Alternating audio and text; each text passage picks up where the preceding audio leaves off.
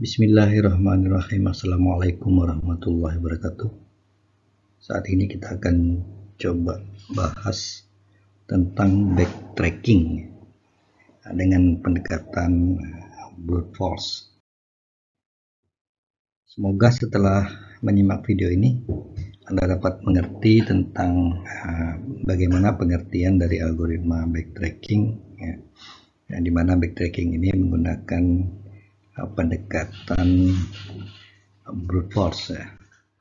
Algoritma backtracking itu dalam melakukan komputasi tujuannya adalah untuk menentukan kumpulan kandidat dari solusi, yang mana pada prinsipnya itu hanya dapat diselesaikan dalam berbagai cara untuk memberikan berbagai kemungkinan solusi terhadap permasalahan yang hendak diselesaikan.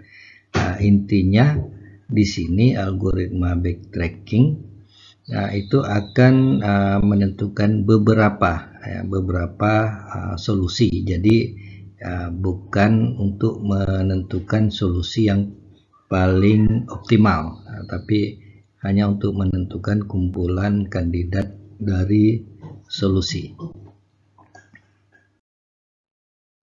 Sekarang kita coba dengan contoh masalah. Misalnya kita punya 3 balon. Yang pertama warna merah, kemudian biru dan hijau.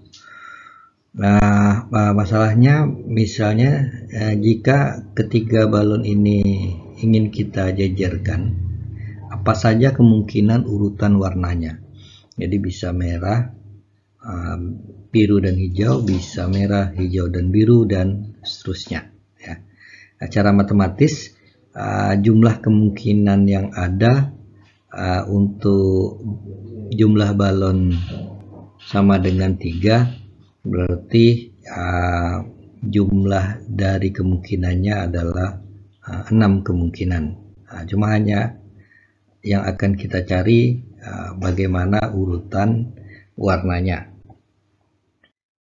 Nah, untuk mengilustrasikan ini kita akan menggunakan state space tree seperti biasa untuk memetakan problem-problem yang akan dicari dalam sebuah permasalahan komputasi. Nah, sekarang kita coba yang pertama, misalnya yang paling kiri kita tempatkan dulu balon berwarna merah. Nah, kalau sebelah kirinya itu adalah balon berwarna merah, maka akan ada kemungkinan sebelah kanannya atau nanti akan berada di tengah itu adalah balon berwarna biru. Dan selanjutnya balon ketiga di sebelah kanannya lagi adalah balon berwarna hijau. Nah, ini adalah solusi yang pertama. Nah, kemudian karena balonnya hanya 3, ini kita akan naik lagi ke atas. Ini yang disebut runut balik. Jadi balik lagi ke atas, balik lagi ke atas ke sini. Nah, kalau merah dan biru ini kemungkinannya hanya ada satu, merah, biru, dan hijau. Jadi tidak ada kemungkinan lain lagi. Maka ini kembali lagi ke atas di sini, yaitu merah. Balon merah ini tadi kondisi selanjutnya adalah merah dan biru, itu sudah. Tapi ada kemungkinan lain, yaitu merah dan hijau.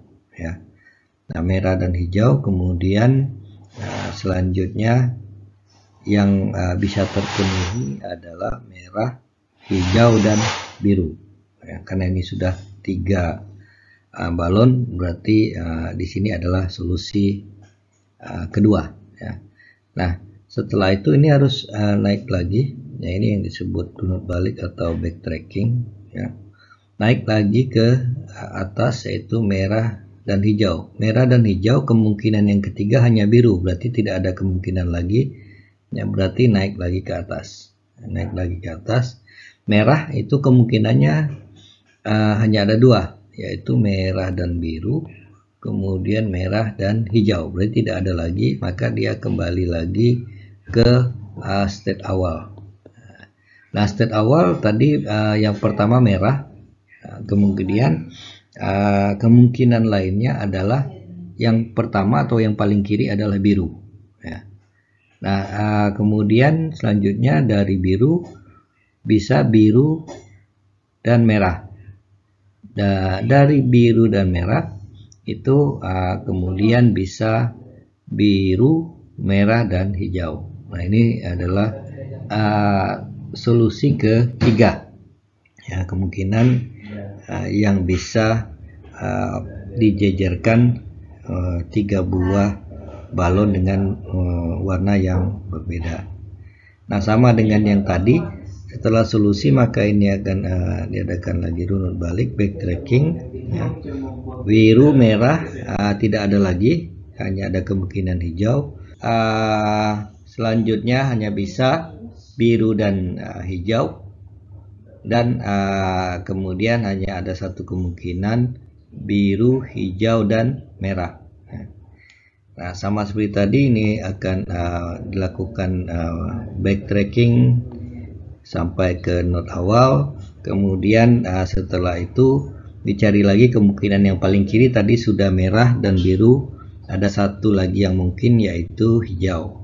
Nah, ini akan terus dilakukan hijau dan biru, kemudian hijau, biru, dan merah. Nah, ini backtracking ke atas lagi, selanjutnya hijau dan merah, dan yang terakhir adalah hijau, merah, dan biru. Jadi di sini ada 6 kemungkinan solusi. Jadi di sini jelas bahwa backtracking ini tujuannya adalah untuk mencari kandidat dari solusi, tapi tidak mencari solusi yang paling optimal. Nah, sekarang bagaimana kalau kita tambahkan syarat pada problem di sebelumnya? Syaratnya misalnya bagaimana kemungkinan susunan balon ini, tapi dengan tambahan syarat balon hijau tidak boleh berada di tengah. Nah, sekarang kalau kita menggunakan state space tree yang sudah kita bahas sebelumnya, kita lihat di sini, misalnya yang pertama adalah merah, kemudian merah biru. Ya, merah biru ini bisa karena yang kedua itu yang di tengah itu warna biru, jadi masih memenuhi syarat. Kemudian merah, biru, dan hijau. Ini backtracking, balik lagi, ya, balik ke sini. Kemudian kemungkinan kedua adalah merah, hijau. Nah, di sini karena syaratnya hijau tidak boleh di tengah, berarti balon yang kedua itu artinya tidak boleh berwarna hijau. Jadi di sini kita stop. Nah, kita stop. Ya, ini tidak perlu lagi. Ini tidak perlu lagi. Nah, ini yang biasa disebut dengan bonding function. Ya. Kita menyetop fungsi dari pencarian state space tree ini, ya, di mana pada suatu kondisi syaratnya tidak terpenuhi. Ini yang dinamakan bonding function. Nah, kemudian dilakukan sama seperti tadi, ya, dari biru ke merah, karena merah ini memenuhi syarat. Terus kemudian balik lagi, ya, balik lagi ke atas. Kemudian biru dan hijau, di sini hijau juga di posisi kedua tidak memenuhi syarat. Di sini juga terdapat bonding function, ya, berarti di sini tidak perlu lagi, ya. Cukup pencariannya sampai di sini saja. Kemudian selanjutnya sama untuk yang hijau, ya, untuk yang hijau di sini. hijau biru memenuhi syarat, ini kemudian memenuhi syarat, balik lagi, kemudian hijau merah memenuhi syarat, dan berarti di sini ada solusinya, ada 1, 2, 3, 4. Jadi ada kemungkinan 4 komposisi warna balon jika disyaratkan balon hijau itu tidak boleh berada di tengah. Nah, ada pendekatan lain ya, selain brute force ini yang biasa disebut dengan brains and bone ya. Nah, apa bedanya?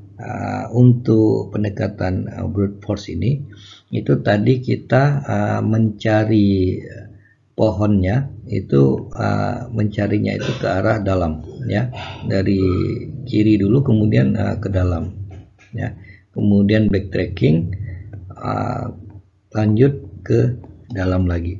Nah, ini yang biasa kita kenal dengan pendekatan depth first search ya, atau biasa disebut dengan DFS.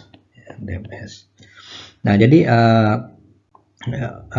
backtracking brute force ini itu mengikuti kaidah dari DFS. Nah, sedangkan brains and bones, jadi brains and bone ini mengikuti kaidah dari breadth first search atau BFS. Nah, kalau kita menggunakan brains and bones, pencariannya itu dimulai dari node balon warna merah, kemudian ke warna biru, selanjutnya ke warna hijau ya. Kemudian selanjutnya merah biru, merah hijau, biru merah, biru hijau, hijau biru, hijau merah, dan seterusnya. Jadi arah dari pencariannya itu melebar. Nah, ini yang membedakan antara DFS dengan BFS. Demikian, semoga video ini bermanfaat. Assalamualaikum warahmatullahi wabarakatuh.